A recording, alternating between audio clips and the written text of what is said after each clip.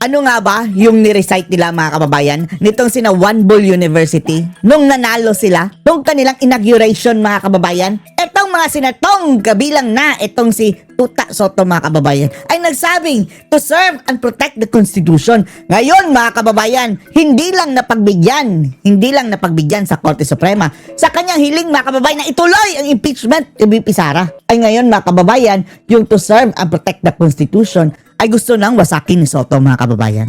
Mas pipiliin pa niyang mag-charter change o dissolve mga kababayan ang kasalukuyang konstitusyon. Yaman man lang daw mga kababayan na hindi nasunod. Malamang ang kanyang gusto na ituloy ang impeachment ni VP Sara. Kaya gusto niyang mag-charter change at bumuo na lang ng bagong konstitusyon mga kababayan. At sinisi pa niya ang mga maestrado sa Korte Suprema. At sabi niya mga kababayan, unanimous mistake daw talaga. At ang sabi niya, kailan daw magre-resign ang mga mahistradong ito nang mapalitan na ng bago? Dahil mukhang hindi pasado sa panlasa ni Tito Soto. Ang animal! Mga learned people mga kababayan sa Korte Suprema, minaliit nitong taga-Itbulaga. Panoorin niyo po ha. Tila impossible dream na. Ganyan po Impossible inilarawan ni dream. President Tito Soto ang Pero ang sabi ng mga netizens mga kababayan, ang impossible dream ay etong dream na lang ni Soto. Dahil, di ba, tumakbo itong Vice President dati mga kababayan noong 2022 at dinurog ni VP Sara Duterte mga kababayan. Wala sa dumi ng kuko ni VP Inday ang kanyang nakuhang boto. Kaya, ngayon siya na ang Senate President mga kababayan. Sabi ng mga netizens, nagkakandara pa itong si One Bull University mga kababayan na ma-impeach si VP Sara nang sa gayon, siya ang aangat daw next in line mga kababayan. Yan ang sabi nila. The nerve!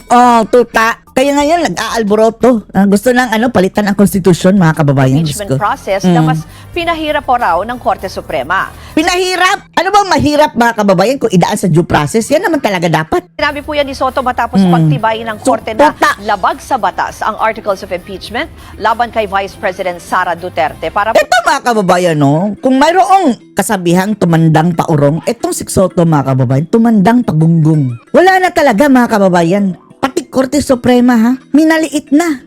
Gusto pang mag-retire mga kababayan lahat ng mga estado para daw mapalitan. sa detalye, may express report si Mean Los Baños. Mean, Tuta, pasok! ano ba ang ibig sabihin dyan ni SP Soto sa pahayag niya? Hi, Ruth. Handa nga si Senate President Tito Soto na suportahan ang charter change sakaling Mag-charter change sa mga kababayan dahil lang dito. Sige, pangunahan mo, Soto. Akala mo natin to serve and protect the Constitution. Ngayon, mga kababayan, gustong wasakin ang Constitution, palitan, i-dissolve. Siguro kung mayroon siyang bagong Constitution, ang number 1 doon, i-impeach si VP Sara. Yan daw ang naging desisyon ni Soto matapos mabasa ang ilan sa nilang As if naman, siya ang nag-decide. Yan ang desisyon mo? As if masusunod yung desisyon mo, Soto? Spoiled ka ba? ng desisyon ng Korte Suprema kung saan pinagtibay ang pagbasura sa Articles of Impeachment laban kay VP Sara Duterte. Uy, ungas. Wag mo kaming lokohin, Soto. Di ba?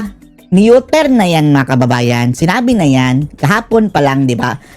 Ilang minutes lang, mga kababayan, bago, nilabas ang desisyon ng Korte Suprema. Mayroon ng statement na ganyan si Soto, mga kababayan. Tapos, binasa daw niya.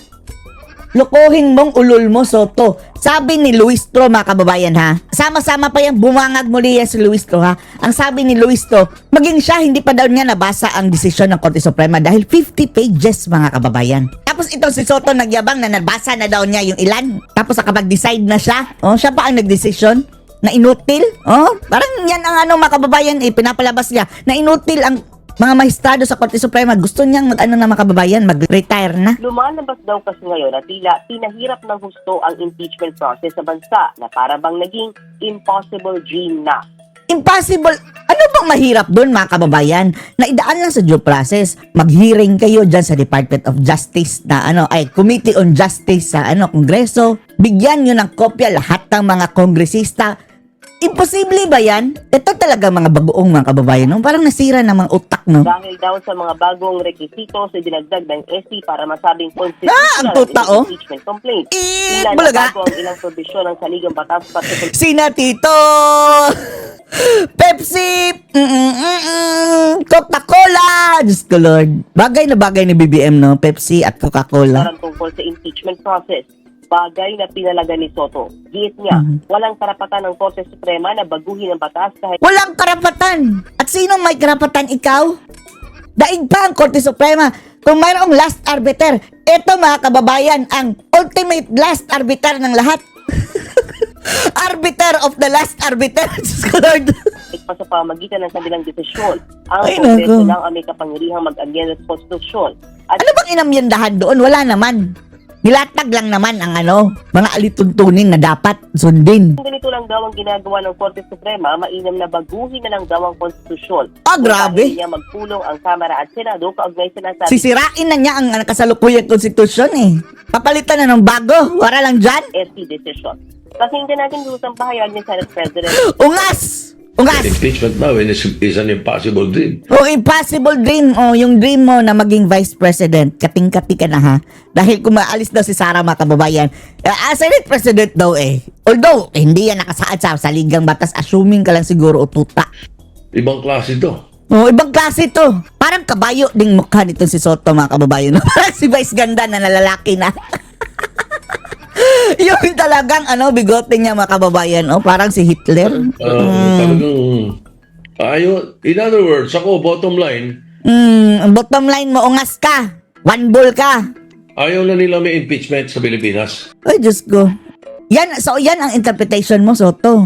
Yan ang sinasabi mong mas magaling ka pa sa mga maestrado. Yan ang interpretation mo. Bulok! Isa ito, kagaya ni Lacson, mga kababayan. Piso tandem nga sila. Isa ito sa mga pinakabulok na mga senador. Kasama si Rafi Tulfo, Erwin Tulfo.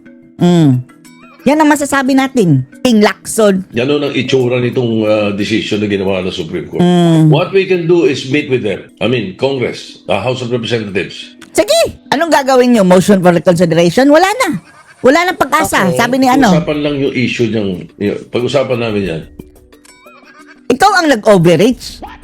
Wala kang pakialam dapat sa Congress eh. Marahil yung Constituent Assembly makakagalaw dyan para or maghihintay tayo decades. Bakit? Kailangan ma-retire na muna itong mga Supreme Court Justice. Mauuna ka pa. Mauuna ka pa. Kailan ba ito maaalis mga kababayan? 2031? Mag-aantay pa pala tayo dito no ng matagal-tagal itong kay Tuta mga kababayan no. Oh, pasalamat ka nga Soto, nanalo ka. Nanalo nga ba ito mga kababayan? Oh, baka na magic na. Senato para magbago kaisipan kasi unanimous. Unanimous mistake daw mga kababayan. Oh, hindi ito insulto mga kababayan sa mga mahistrado, sa intellect ng taga-Supreme Court. Oh, mag-aantay na lang ba tayo ng mga kababayan daw? Mag-retire sila para Wala mapalitan. man lang dissenting opinion, wala man lang Oh, wala lang daw opinion otherwise na meron sinabi na ganito kaya Oh, ako hindi ba Soto? Common sense na yan? Na mali talaga yung utak mo? explanation, wala man lang eh. So nakakapagtaka. Unanimous ka, walang dissenting. Ikaw lang ang nag-dissent. Hindi ka naman taga-taga ng Suprema. Mag-apply ka na nandun pero hindi ka qualified. Hindi ka, hindi man lang first year na abogado ito. Tuta na to. Ang desisyon na hindi nagustuhan ni Senate President Soto ay ang pagigiit ng AC na dapat sa Parang itong nagtantom na bata, mga kababayan, no? articles of impeachment pa lamang, dapat kalakip na ang mga Ay, nako. Ang ebidensyang ito dapat sapat God save the Philippines. Ng reklamong kinakaharap ng akusado. Hindi lang yan, kailangan din ang mga ebidensyang yan ay ipamahagi sa lahat ng mga miyembro ng Kongreso, lalong-lalo na bago sila magbotohan sa impeachment complaint. Pag-ilinaw naman ni Soto, Oh, hindi naman yan imposible. Alam nga naman, pabutuhin mo na mga kababayan, kagaya ng dati ng hindi nga alam. Ang sabi, akala nila snacks, listahan daw ng snacks. Kukuhin yung mga ulol nyo. Walang, mga kababayan, hindi na alaman ng mga kongresista ang mga charges. walang kinalaman ng opinion niya sa kung sino ang pinapa-impeach. Yet pa ng Senate President, dapat nga raw maging madali ang impeachment process para matanggal ang sal ng Tanggal, tapos ikaw na ang papalit. gobyerno na hindi natiwali o di gumagampan ng maayos sa kanyang trabaho. Tingin ko na Soto Bakit hindi mo madaliin ang impeachment? ang Bangag. may agenda o ibang agenda ang naging desisyong yan ng SC. Narito muli ang kanyang pahayag. my thinking would be Oh, mayroon ka palang thinking. they have a different agenda. Wow! Ikaw, anong agenda mo? It's not a different thinking or what. Ibang tumbok nila, iba ang po. Ikaw ang tumbong mo. Baka, may tumusok na rin dyan sa tumbong mo, ha? Siguro. Kaya ganun ang nangyari. Or hindi nila pinansin yun. Or hindi nila gawa. Nasa wasto pag-iisip pa ba ito mga kababayan? What a shame mga kababayan sa pagka-Pilipino kung mayroong isa tayong mambabatas na hindi ginagalang ang Supreme Court mga kababayan. Gusto pang wasakin ang konstitusyon. Gumawa ng bago para lang masunod ang kanyang gusto. Ruth, dahil daw sa naging desisyon, tila mas naging bukas din daw ang proseso ngayon sa pang-aabuso para wala na lang Kayo nga, Diyos ko Lord, kayo nga ang nasabihang grave abuse of, discretion. Diba? Pang-aabuso yung ginawa nila kay BP Sara mga kababayan, kaya napilitan ng Korte Suprema, tapos ngayon, binaliktad mo, tuta. ang impeach na opisyal ng gobyerno kahit karapat-dapat na ito tanggalin sa pwesto. Ruth? Ay nako, whether or not mga kababayan, kung mayroon talagang boboto ng yes, mai-impeach ka talaga. That is a political process. Pero idaan nyo na lang sa tamang proseso. Ito si Soto, parang yung ang hirap ng mga bobo mga kababayan na i-explainan mo tapos mayroon silang sariling mundo. Correct, mga kababayan, a foolish person. He will hate you, kagaya nitong si Soto. Pero kung i-correct mo mga kababayan ng yung mga matatalino, pasasalamatan ka. Pero itong mga bobo mga kababayan, magagalit sa'yo, kagaya nitong si Soto. What we can do is meet with them. I mean, Congress, House of Representatives. Sige, Okay. mag-usap kayo Pag-usapan dyan. lang yung issue niyang, pag-usapan namin yan. Kung paano nyo wasakin ng konstitusyon Kasi- para gumawa ng bago? Ang nakikita ko na outright solution dito, which could not be called outright, palitan na natin konstitusyon. Ulul mo, Soto. Ayan na mga kababayan. Bukang nagigets na natin ang gusto nitong si Soto. Ginagawa na lang niyang rason mga kababayan yan para talaga mag-charter change. Dahil bagoong Pilipinas yan mga kababayan Once na mag-charter change, ayan, si BBM mga kababayan, mananatili sa pwesto. Yan ang sabi ni Sara, perpetuation on power. Ulol! Lumabas na ang totoong agenda. Lahat gagawin nila mga kababayan makapag-charter change lang. Baguhin na natin. Baguhin mo mukha mo. Bakit hindi na lang ikaw alisin? Pagkaganyan, pagkatapos, marahil yung Sa bagong konstitusyon, anuhin natin ha. Parang alisin na lang natin yung, di ba, mayroong prescribed period mga kababayan na imbestigahan ng isang kaso. Alisin na natin, unlimited na mga kababayan, kahit sa kanununuan, pwede pang imbestigahan. Imbestigahan natin ang pagkamatay ni Pepsi Paloma. Hindi natin sinasabing may kaugnayan si Soto doon ha. Kaya nga imbestigahan. Constitution. Payag ka sa bagong konstitusyon, Soto? Assembly, makakagalaw dyan para or maghihintay tayo, decades. Bakit? Kailangan ma-retire na muna itong mga Supreme Court justice. Decades. Hindi na kami kailangan maghintay ng decades dahil 2031 aalis ka na sa pwesto, ungas ka. Ito, para magbago kaisipan. Kasi Hindi ka yung naman nanay mo, nanalo, tuta. Ewan nga lang natin kung buhay ka pa niyan. wala man lang dissenting opinion, wala man lang opinion otherwise na meron sinabi. Ibig sabihin, lahat sila payag. Ito nga sinadilima mga kababayan, although nagagalit pero tinanggap. Sina Luis to, tinanggap. Sina Matsing Pangilinan, in fairness mga kababayan, walang sinabi. Ikaw dyan nagpuputak ka, Soto. Kaya ako bumoto. Hindi ka nga abogado. Explanation, wala man lang So, nakakapagtaka Baka nga it will take years, mga retirement bago tayo. Ay, nako. Bakit ganito mga kababayan, ang mga senatong natin, mga mambabatas? Kung hindi nila ako, ayoko ng konkon, ayoko ng Constitution Assembly. Kami, ayaw namin sa'yo, tuta. Usapan, payag na ako. Hindi lang yun. Baka madamay na. Payag na ako. Yan ba kababayan pala? Ginagawa na lang rason para mag-charter change. Ultimately, para din kay Bangag. Para yung economy, pagkaganyan. At saka siguro... As if naman ang ganda ng ekonomiya ngayon. Merong isang provision sa Constitution na Uy, wag mo nga kaming lecturean ng Constitution, tuta. Gusto mo nga yung i-dissolve? nagbibigay ng power sa Supreme Court na Ay, nako. i-review lahat I will not push, I will support. Sapagkat kung ang Supreme Court pwedeng galawin ng Supreme Court. Constitution, abay, Achiche! Anong ganyan-ganyan yung Sapat kababayan? namin, sapat kami ang empowered to do so.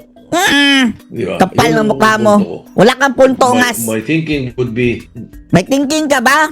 different agenda. Parang parang may sira na to sa tuktok si Soto siguro mga kababayan, It's not a different thinking or what. Ibang tumbok nila, iba ang focus nila. Ikaw ang iba ang tumbok. Siguro. Kaya ganun ang nangyari. Or hindi nila pinansin yun. Or hindi nila gawa. Dahil sa Bakit? Wala pa ba ibang gagawa? Korte Suprema na yan. Animal. baka ibang style sa Huwag mong sabihin si Duterte na naman ang may kasalanan. Supreme Court eh. Baka pag nag-meeting sila, nag-unbank sila, tapos tumigil sila, ano na yun, adjourn na sa kanila yun. Anong pinagsasabi mo? Yang itong pinagsasabi, libelous sa mga kababayan. Ay na-undermine na ang ating Supreme Court. Pwede makasuhan na ito si Soto mga kababayan, contempt of court. Dahil sinabi niya iyan sa media, outside ng bulwagan mga kababayan sa Kongreso, wala na siyang immunity Wala dyan. sila nung suspend until tomorrow o suspend until next week. Wala silang ganun, siguro. Sir, Siguro, hindi mo nga alam, tapos na-judge mo nabanggit na. Po, baka may agenda yung Supreme Pwede Court. i-call out ng taga-Supreme Court ito si Soto mga kababayan. Grabing pambabastos sa inyo. May mga nagsasabi kasi na Galangin mo na lang, tuta. ang goal nila is hindi rin sila ma-impeach. Kaya pinahirap nila yung process. Ganun po ba yung nakikita nyo ring dahilan? Kung ano-ano mga pinagsasabi. Mahirap magbintang, pero that's a possibility. Ay, nabintang ka na nga, ungas. Heard that from other people. Parang ganun. Humirap eh. Humirap. ang pag-impeach eh. Ay, nako, ikaw lang Only nagsabi because niyan. There was a question, the petition sa Supreme Court about the constitutionality of the impeachment ni Vice President Sara Duterte, di ba? Dapat nun right then and there Right there and then, impeach na. Shut up, tuta. nasabi na agad eh. Pero yung ginamit kasi ng mga dahilan, yung mga dinamit na dahilan, hindi pwede. Ikaw lang ang nagsabing hindi pwede. For example, yung adjournment, hindi naman eh. Pangalawa, hindi raw yun yung first, hindi, yun yung first na in-approve eh. Ay, Lahat Diyos ng ko Pinay, yan. hindi pa pwedeng Ikaw, Soto, wag mo lang ipilit. Wag mo lang ipilit ang iyong katangahan, Soto. pag pinail eh, yun na. Otherwise, wala ka na may impeach. Wala ka, ikaw, subukan Kasi ka lang. gagawin ng kahit sino. Subukan na lang magpa-file ng namin sa'yo. impeachment Nang walang kakwenta-kwenta. Ikaw ang Basulang walang kwenta. impeachment, Siguradong walang nangyayari. Hindi na pa pwedeng entertain yung pangalawa, pangatlo, pang-apat na impeachment. Dahil doon sa sinasabi nilang yun. Gumawa ka ng bago. Sige na lang. Sige, go ahead. Eto na lang. Ito na lang ang deal. Anyway, gusto mong wasakin ang constitution, 'di ba? So- Synonymous 'yan mga kababayan. Ang replace ng constitution is like destroying the current constitution. Gumawa ka na lang ng sayo. O 'di ba kaya gumawa ka ng sarili mong Pilipinas, lugar, Bakit tuta. hindi Tapos ikaw ang leader, tapos lahat ng sasabihin, ikaw lang ang isip ng tama. tao na meron silang ibang agenda other than just really deciding on whether that particular amendment, particular impeachment is constitutional or not. Napakadaming dahilan na mali. O yung sa inyo, sa ABS, nireport nyo raw. ABS pala yan. Nasa decision. Imagine, it finds itself in the decision of the Supreme Court. Imagine pa. The Lord. Para talagang mga kababayan, galing na galing sa kanyang sarili. A Puta. wrong press release, a wrong press report, at ginawa pa kayong mali Bakit? Tama pala. ng ABS. Diba? Naghanap pa ng kakampi mga kababayan. Nagsasabi ng tuta na to. Wow, ibang klase. Ibang klase And now, talaga, they did not tuta. correct all these things, in this decision. Pati yung, ako talagang very critical ako doon sa kinasabing adjournment eh. Di naman kami nag-adjourn eh. Wala namang adjournment sinidi eh. Iba yun eh. Sinidi. Suporta ako doon. Ako sa sinasabing impeachment should not be abused. Gusto nga Suportado abuso. ako dun. Pero hindi eh. Yan ang dito mga kababayan. Suporta ako. Pero, may pero. Suporta pero hindi. Power should not be abused. Wala na to Sabi mga ko, kababayan, legislative parang overreach eh. Oh, Wala ikaw- na silang karapatan ikaw ang baguhin ng konstitusyon eh. bakit ikaw ang gusto Hindi ko batas na Diyos ko Lord, tingnan nyo mga kababayan, oh, wala daw karapatan ang Korte Suprema mga kababayan na baguhin ang konstitusyon, tapos siya ang nagdedemand na baguhin ang konstitusyon. Ikaw may karapatan ka? Ikaw ang nagdedemand ngayon ng charter change, tapos ikaw ang magsabing ang Supreme Court ang nagbago ng konstitusyon? Kasasabi mo lang na ikaw ang gusto mag-charter may change? ginagawa, Ungas! may karapatan sila. Ikaw may karapatan ka. Guluhin or guluhin. Ikaw lang nanggugulo nga. Deklarang constitutional or Sino ka ba para para mag-decide dyan? Kaya nga may Korte Suprema tuta. Dahil sila ang nagde-decide sa mga bagay na yan. may correction na gusto silang sabihin. Okay, pero konstitusyon, hindi tama yun. Wow! Wow, hindi tama yun. I Wasakin am mo. one of the petitioners and my daughter is one of the lawyers. Oh.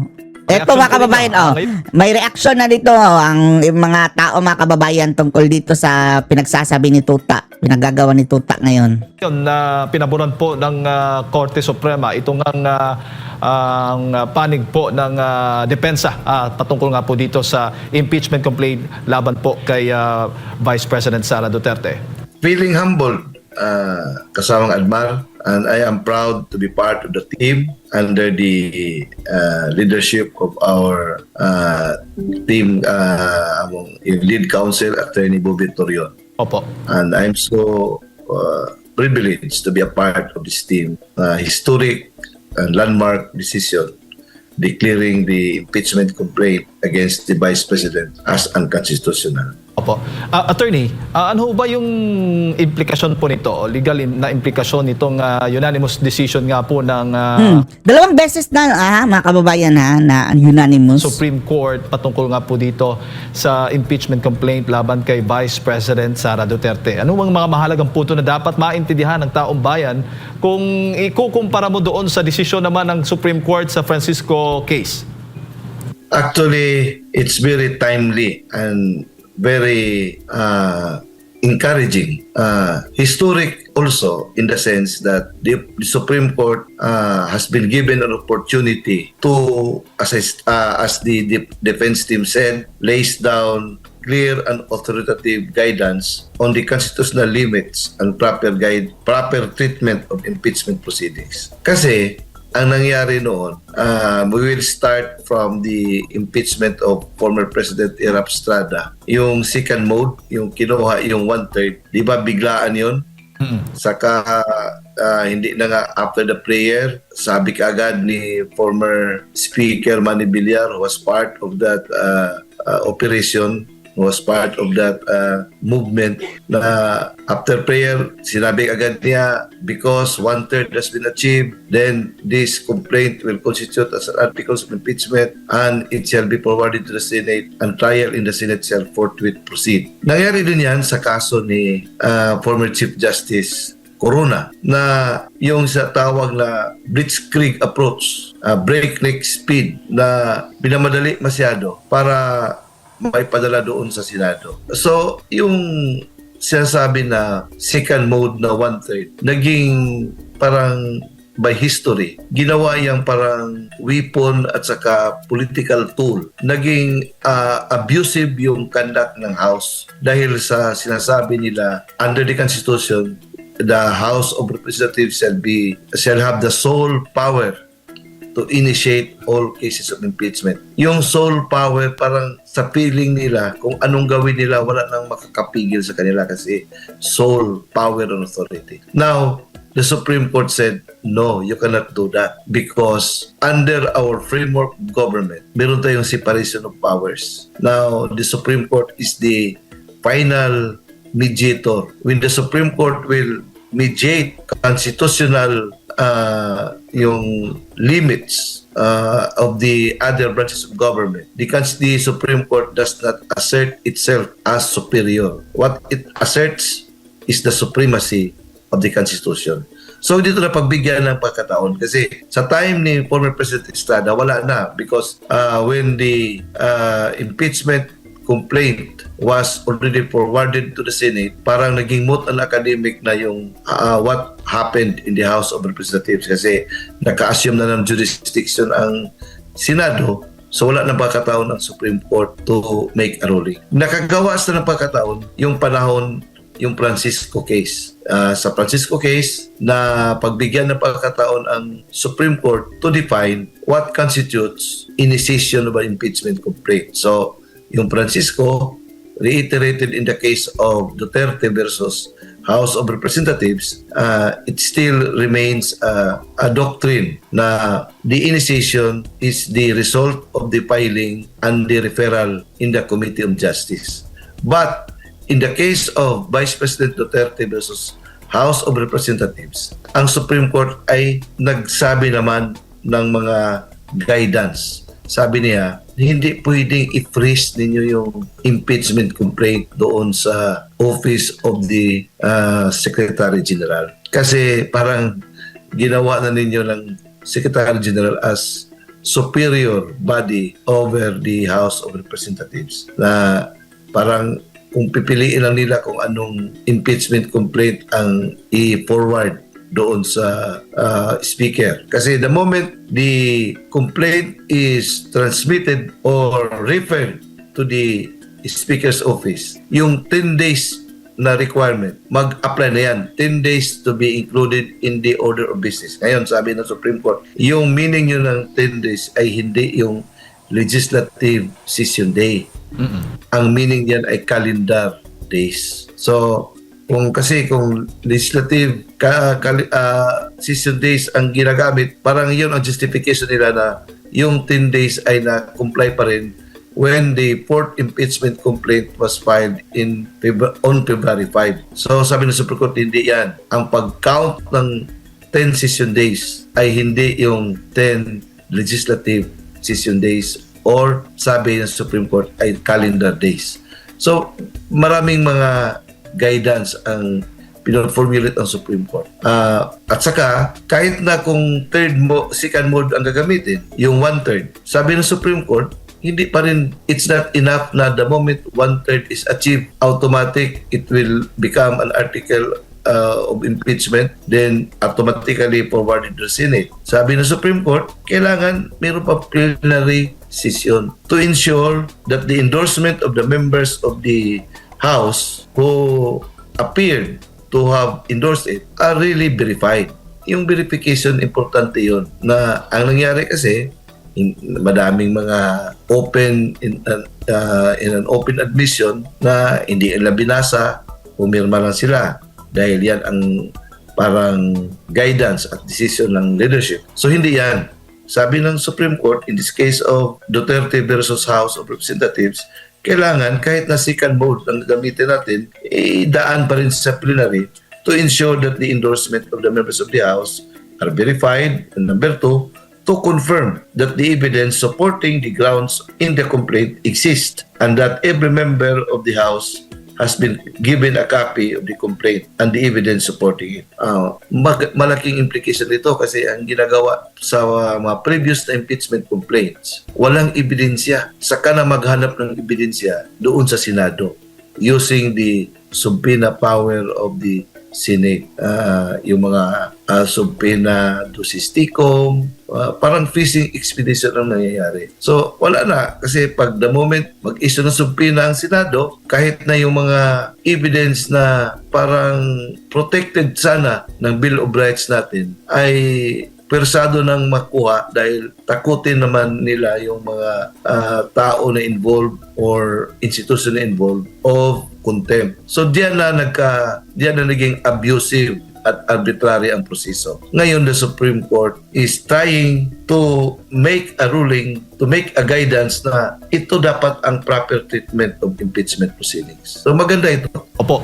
Malinaw po yun, attorney. At saka yung due process. Yes. Yung due process, importante. Opo, kaya nga because of this decision of the Supreme Court ay magkakaroon po ng mga pagbabago sa rules ng House pagdating po dito sa impeachment process. Tulad ng sinasabi po ninyo, para gawin lang natin simple at i-correct po ninyo, attorney, mula sa impeachment complaint, ihahain sa Secretary General, then Secretary General i-refer sa House Speaker within 10 calendar days, hindi session days, calendar days, ay di-decision ng Speaker at i-refer doon sa Committee on Justice, and then within 60 days, kung hindi ako nagkakamali, ay hihiring ang Committee on Justice, doon na yung mga witnesses, No. evidences?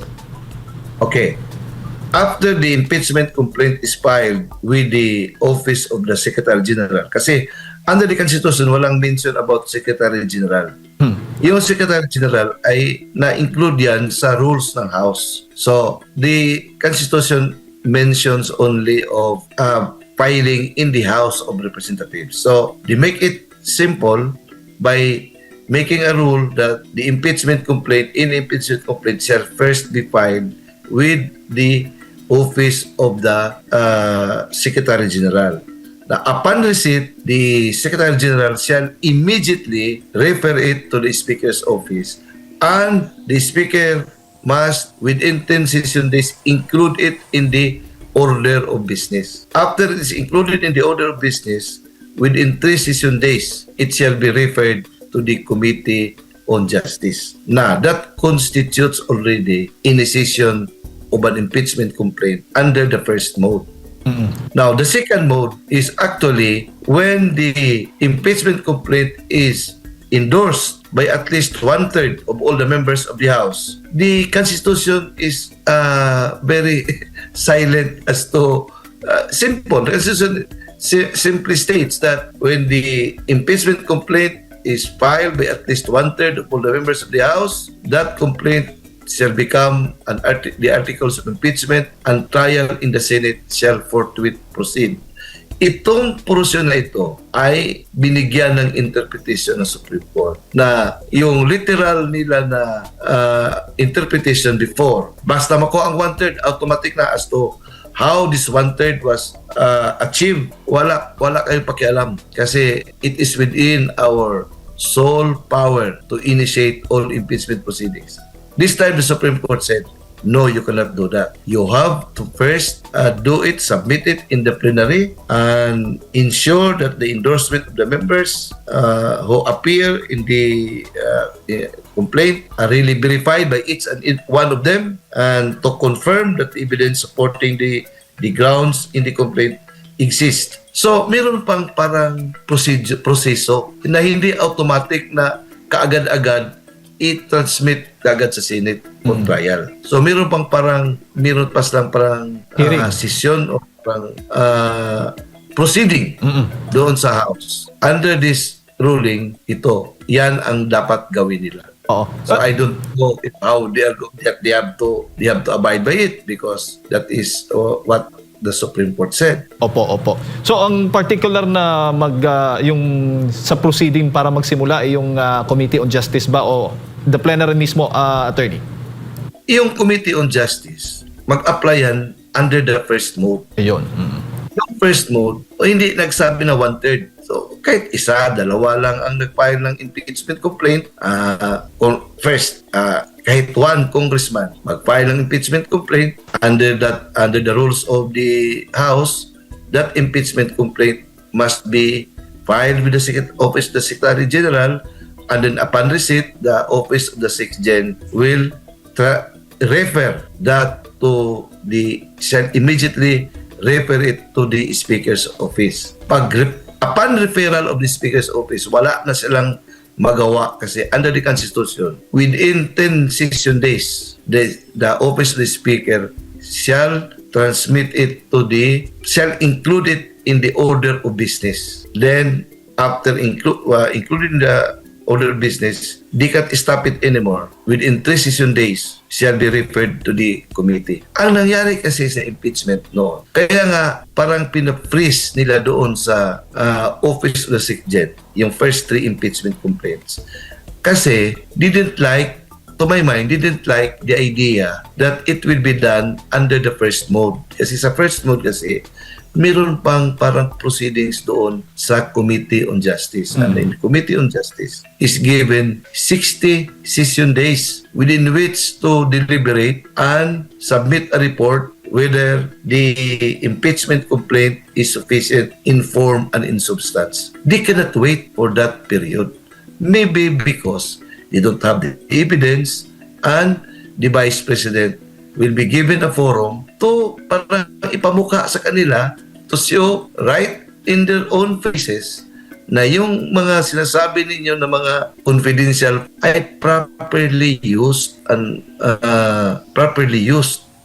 Ngayon nila ayaw nilang ganyan eh. Kaya nga ang ginawa nila, pini-freeze, kaya freeze nila. Hindi pinagalaw. The Supreme Court said, hindi pwede yan. Walang power ang office the SecGen to hold the impeachment complaint na parang on their own whims and caprices. Saka lang nila i-forward doon sa Speaker's office. Kasi they waited for the complaint that will be signed by at least 1/3 para hindi na dadaan sa Committee on Justice. Doon na lang ipasa sa Senado. Kasi sa Senado wala na. Parang pintakasi na doon. Yun ang gusto nila na objective. Ang problema lang, hindi tinanggap ng Senado under the leadership of Justice Escudero. So kaya nga, nagkakaroon ng window yung Supreme Court to make a study as to whether the process made by the House is in accordance with the Constitution. And it was found out that what they did was abusive and arbitrary. Po. Yun ang para nabigyan na pagkataon ng Supreme Court to say in their own faces, right in their own faces, what you did is abusive and arbitrary. Po. Correct naman. Attorney, bago ko lang ipasok kay Partner Admar, so generally nakikita po natin na yung decision po ng Supreme Court ay base po sa technical failure, no? Technicalities ng procedure po ng House of Representatives at hindi po doon sa merits po ng complaints o ng reklamo laban po kay Vice President Sara Duterte. Ang tanong ngayon, pwede po bang mag-refile ulit ng impeachment complaint at with using the same grounds po laban po sa Vice President Sara Duterte at kung hindi ako nagkakamali, yan po ba yung mangyayari on February 6? Well, kanila yan. Ang problema, whether it can generate support or not. Paano yan ibenta? Atin-atin to, hindi na ito constitutional discussion. Ang sa atin lang, paano ba ito maibenta? You are talking of 125 million as against billions na nilustay ng present administration na mayroon ng mga identified na mga players doon. No. Yes po, Attorney. Attorney. Kasi maliit ano. Opo. Ang point dito ay kung tama si Toby Tiangco, paano pa meron ba silang moral ascendancy to pass judgment? Opo.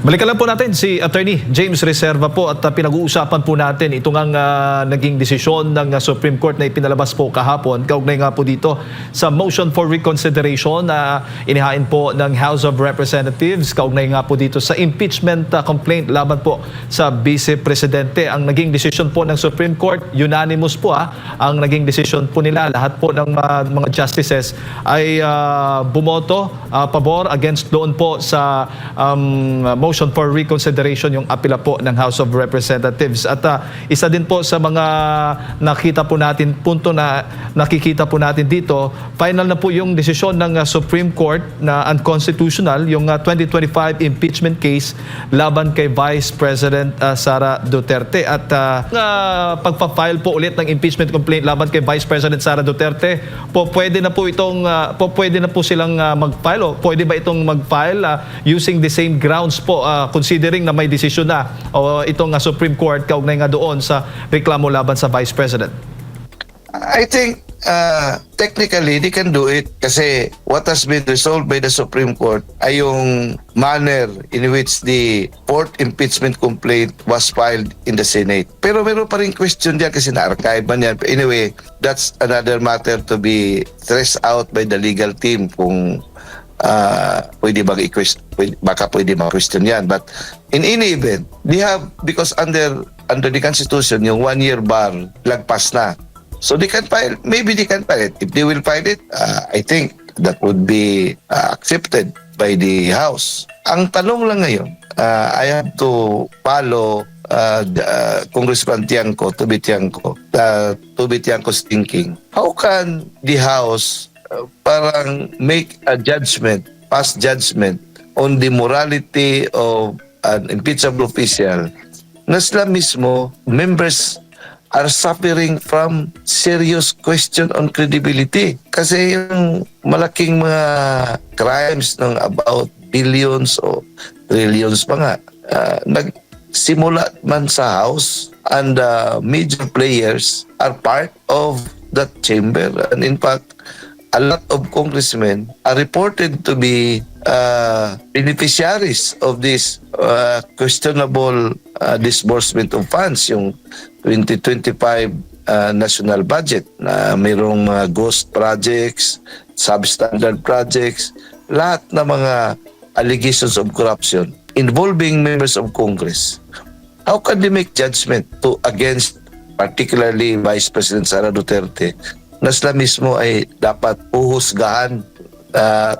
The people are asking for justice regarding the wastage of people's money na House of Representatives is considered to be part of that scandal. Attorney Bokal, maayong buntag si Admar po ito. Isang topic lang po, Attorney.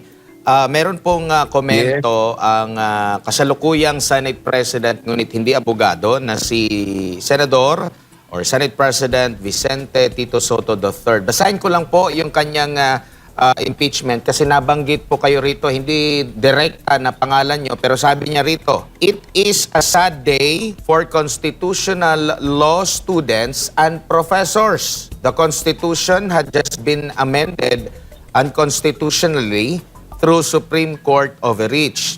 It will take decades of retirements to correct this misinterpretation. When the law is clear, there is nothing to interpret, as any first-year law student knows.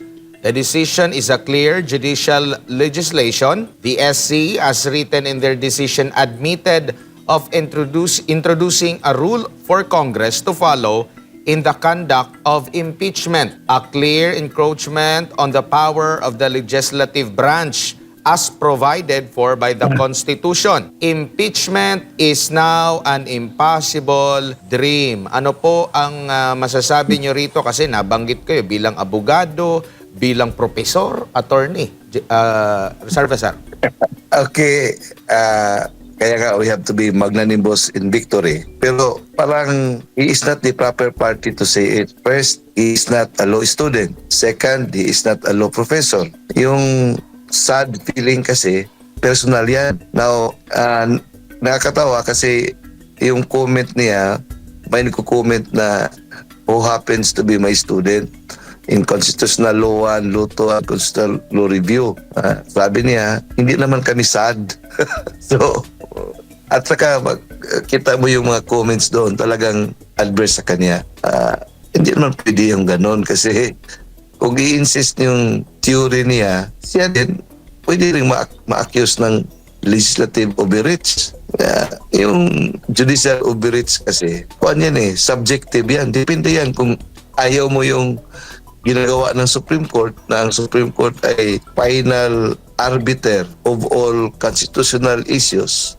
Kasi pag wala tayong arbiter, kanya-kanya tayong interpretasyon, maging anarchy yung ating bansa. Kaya may stabilizer dito. Ito yung iyan ang role ng Supreme Court. Kaya nga, the supremacy of the Constitution ay ginagampanan niya ng Supreme Court. Kaya nga, when the Supreme Court will allocate and mediate constitutional boundaries, what it asserts is not its own superiority, but what it asserts is the supremacy of the Constitution. Sila yung guardian ng Constitution. So, yun ang interpretasyon nila. Ngayon, with all due respect, si Soto is my fraternity brother Mason yan. Ang masabi ko lang, parang off-tangent yung sabihin niya na sad day kasi he has never been a law student and he has never been a law professor. Para Pwede siguro magsabi yan yung mga proper party. Opo, para di siguro masad din si SP Tito Soto, attorney, ano mo na lang, i-join mo na lang sa pickleball mo. Magaling siya maglalaro ng golf. Ilaro lang niya ng golf. Alright, attorney, naku, daghang kayong salamat sa inyo pong oras at sa pagbibigay po ninyo ng impormasyon.